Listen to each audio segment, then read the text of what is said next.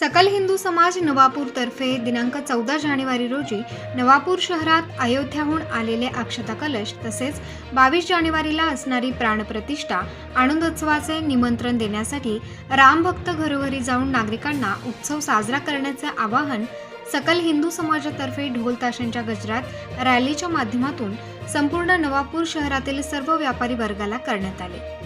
यावेळी श्रीरामनवमी उत्सव समिती अध्यक्ष भरत गावित, श्रीराम जन्मभूमी प्राणप्रतिष्ठा सकल हिंदू समाज उत्सव समितीचे अध्यक्ष मनोज अग्रवाल यांच्या प्रमुख उपस्थितीत पार पडला।